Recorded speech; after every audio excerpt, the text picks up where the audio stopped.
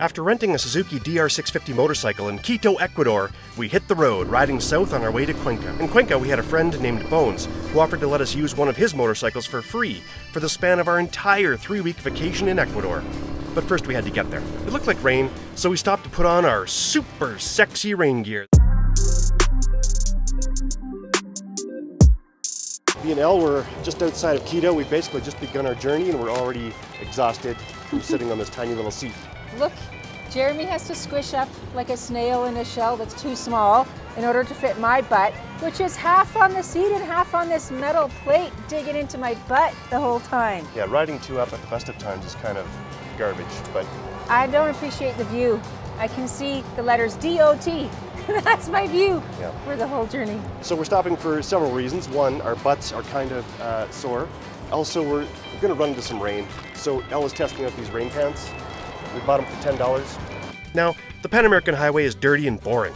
Plus, it has tolls. The tolls aren't expensive, but they are a pain when you're wearing rain gear and you have to dig coins out of your pocket. Fortunately, our friend in Quito, Mo, had given us waypoints for a much more scenic ride called Via Flores. Instead of taking a straight line, the Via Flores dekes off the Pan American and squiggles its way into the hills, before linking up with another road that skirts the base of the mighty Chimborazo, a dormant volcano that lives in the sky. For this next bit, I'm going to just let the cameras and microphones roll as Elle and I ride the Via Flores.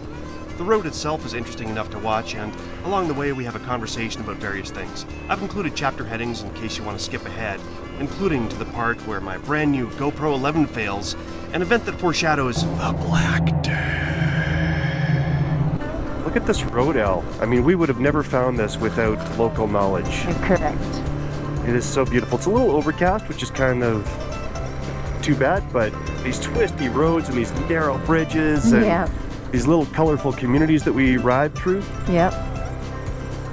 Kind of makes me wonder like what the lives are like of the people who live in those tiny little houses right beside the road. Absolutely.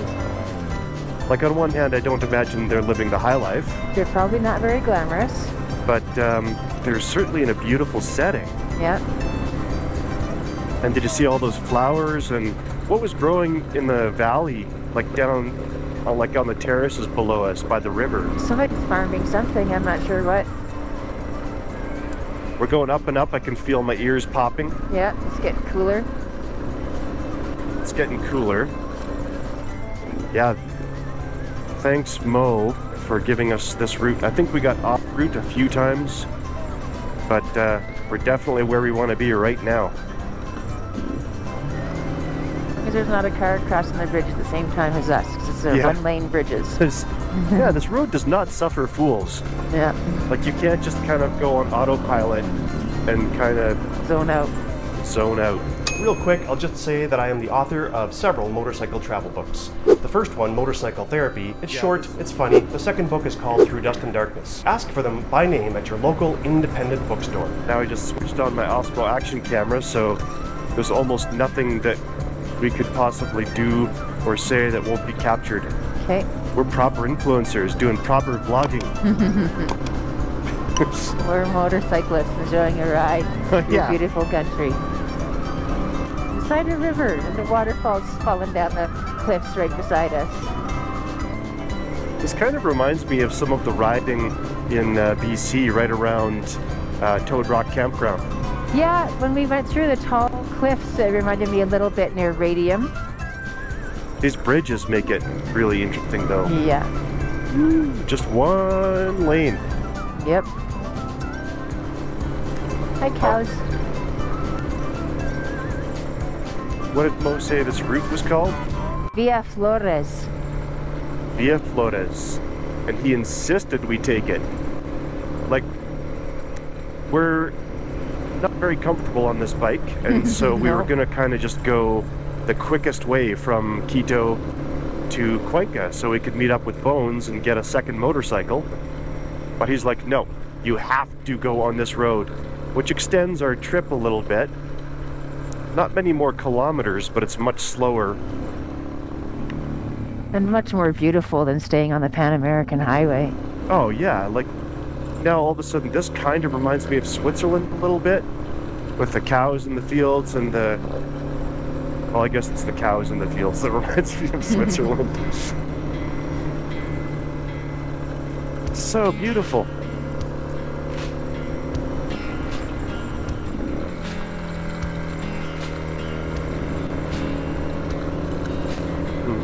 How's your body feeling right now? My butt is numb and sore. My knees are uncomfortable. My left foot can't fully rest its weight on that foot peg because it's all bent and broken. Oh yeah, And, covered in duct tape.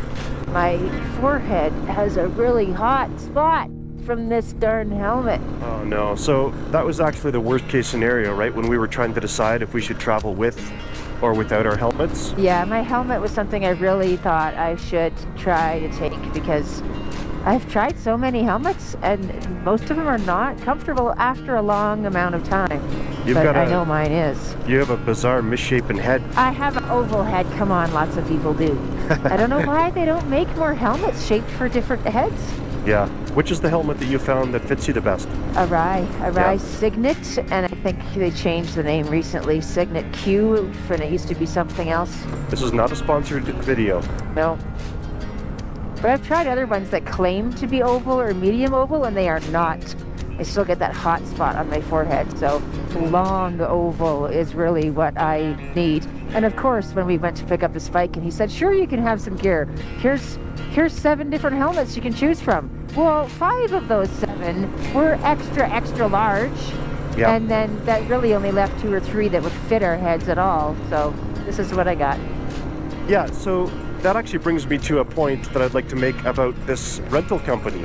There's basically 2 rental companies for motorcycles in Ecuador, and both of them got really good reviews, and I communicated with both of them, and they were both great. Like, the people seemed nice. I don't have any first-hand experience with Ecuador Freedom Bike Rental. We decided because of the bike selection that and because we had a mutual friend that knew the other people, we went with Sleipner.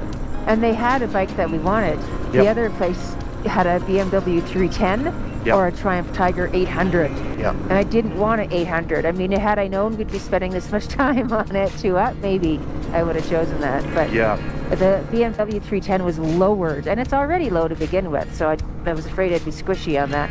So even though we went with Ecuador Bike Rental by Sleipner, and we did not go with Ecuador Freedom Bike Rental, I'm not recommending one over the other. Like, maybe at the end of this journey, we'll have some experiences that will make me go, I will definitely choose these people again, or I will definitely not. But so far, you know, they both seem good. But I was a little bit disappointed, I gotta say, with their selection of gear, because it was kind of lucky that we each found a helmet that sort of fit. Yeah. Because we were running, like, we had tried them almost all on. Yeah. And also the jackets that we tried on, every single one that I tried on, the zipper was broken. I brought my own jacket, but yeah, you tried them. Right, so I did find a jacket that fit, thank goodness, and it's got a good zipper and it's comfortable. So I'm not complaining about the gear, but I think we were pretty lucky, and they were running low on stock. Now, it is their busy time of year. And they said that almost all the other bikes were out, so probably those people on those bikes are using most of their gear too. Yeah, and I know Ecuador Freedom Bike Rental also, it's their busy time, so we might have had a similar experience there. But traveling with our own helmets, that would have been difficult. I don't think we could have done it on the airplane. Yeah. But it would have been nice to have once we got here. Whew, if that horse decided to kick.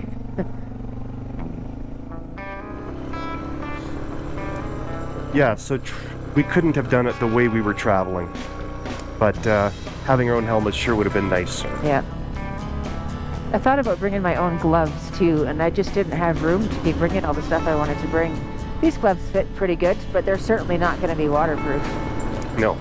Well, that's the other thing, is because we traveled with carry-on luggage only, our our rain system is not good. Oh, look at that. That's kind of cool.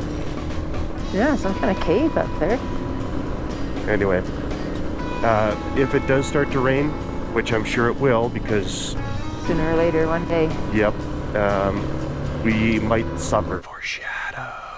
Thanks to Mo and Ali for hosting us, for being incredibly generous with their time, with their resources. I had my 50th birthday party with Mo and Allie, and I had some energy cleansing done to me by a shaman, I guess. Yeah, you did. Yeah. So it was a good birthday. But then I was really tired and zonked, and I found a part on my motorcycle that was not functioning properly, and Mo was trying to help me, and I kind of got a little sharp with him, which I'm not proud of. So I guess when you turn 50, you don't all of a sudden become a wiser, more patient, kinder person. No magical number. No. So Mo, if you're watching this, I was tired and a little grumpy, and the part that we were trying to fix was actually unfixable. But thank you for your help, and thank you for your time, and thank you for everything. We're going to look forward to seeing you again when we get back to Quito. Yeah. This video will come out long after that, but this is going to be another one of those, you know, videos that just has lots and lots of GoPro, which aren't the best. I don't think they're the best, but with endless footage of just driving down a road. Yeah. Yeah, but some people like it. And when I am stuck in Canada in the middle of winter and it's -30 outside and I wish I could be somewhere warmer riding a bike, I would watch endless footage of a bike going down a warm, beautiful road. This is me just talking to my camera. So in Ecuador, it's kind of interesting.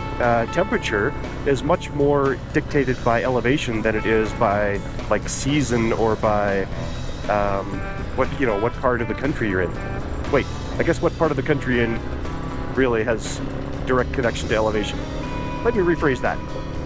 In Ecuador, if you go up and up and up and up, you get cooler and cooler and cooler. And then if you go down, down, down, down, down, you get warmer and warmer. So right now we are climbing and climbing. There's a waterfall.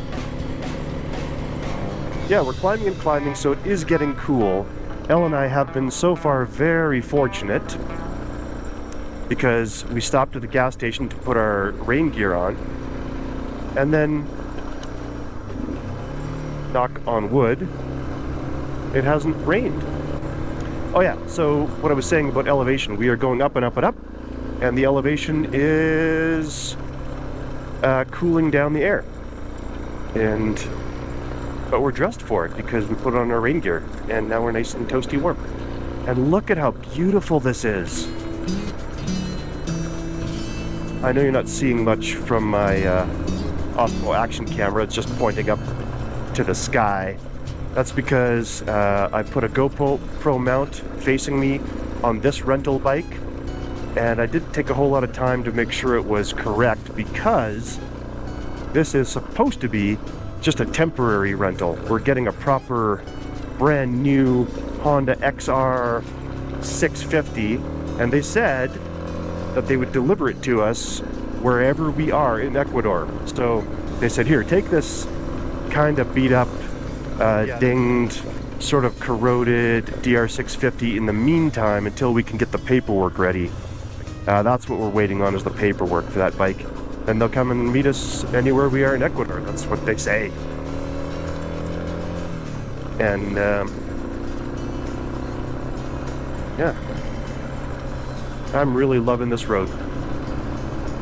Yeah, it's funny, you were saying just a moment ago, this reminds me of Peru. Yeah. And then when we passed those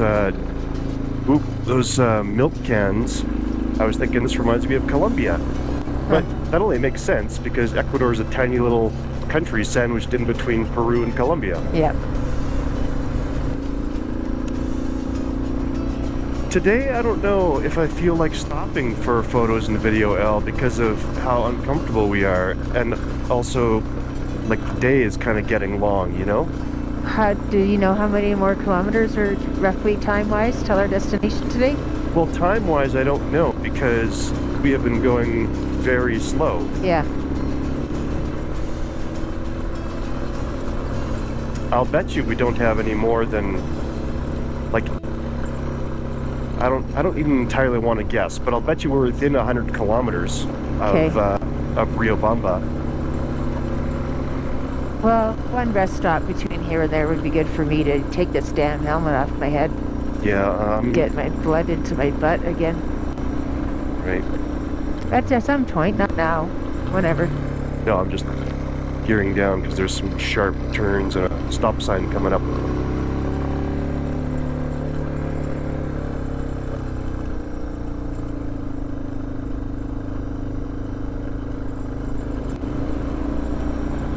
Okay, I'm switching my chin cam off. Okay.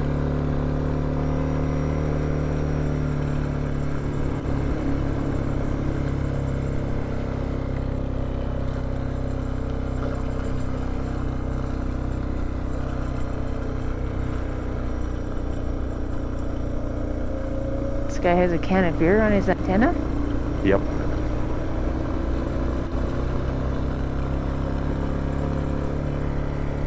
Having trouble switching my camera off.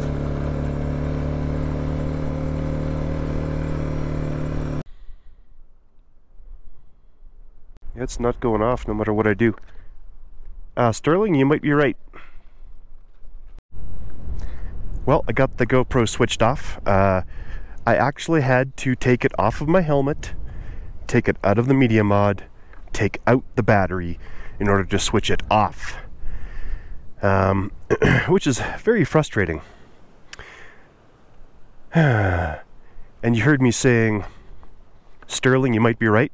That's because Sterling, Norin, is I'm going to call him a friend, even though we've only spent a very little time together, but he's a moto vlogger, and he did a whole video on why he's done with GoPro. It just let him down more than once and in critical moments. So he's got to take the battery out and reboot it in order to start it. But when you want to film something, you want to film it like right now. And when I want to stop filming, I'd like to stop filming right now too. So hopefully that was a one-time glitch, but I don't know. This road is beautiful though. Hopefully I can switch this off now. It's too bad those clouds are there. Look at that. Looks like we're pointing right to it. So close to see it, and yet just playing peekaboo. So I think this is the end of the Via Flores, so now we're back to 35, is that right? No, I don't think this is the, no, we're definitely not on the 35. It's Okay. smaller than the Pan American, but it's a bigger, mainer road, yep. Right. 35 is the Pan American? Yeah. Okay, so he said there were three main north-south routes. The Pan American, the jungle side, and the other side, west side. We're on one of those three main ones now, right? No, I don't think so. Huh. This is not a main road.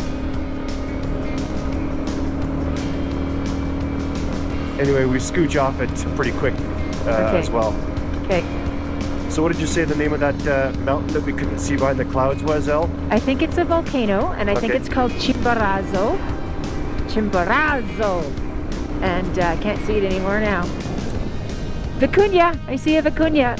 And look at these clouds. We are in the sky right now. We are inside the sky. Look how high up we are. And that's Chimborazo over there. And before we looked at the top of it and couldn't see because it was covered in clouds, and now we're going into those clouds. Driving into the inside of a cloud. Yeah, it's cold. I don't know how the Care Bears managed to stay alive in this environment. Bet you it's like 3 degrees right now. You think so? You think it's that cold? I mean, I guess we got some wind chill too. I mean, my hands are definitely thinking it's cold. Look at all those Vicuñas. You can't see us coming. Pretty foggy. Still not rain.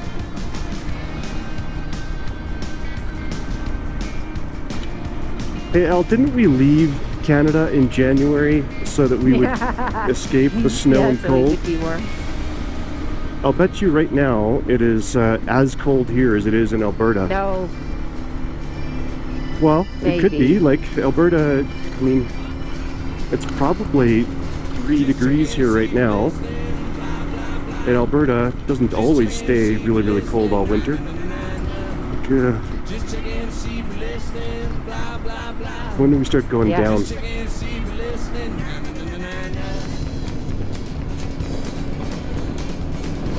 Well, Chimborazo, it was nice to have a peek of a corner of you. Hope to see all of you someday. Cold and weary from the road, we took a hotel in Riobamba that Bones had recommended. The next day we would head towards Cuenca, collect another motorcycle that Bones had for us, and hit the road again. That's where the real adventure begins.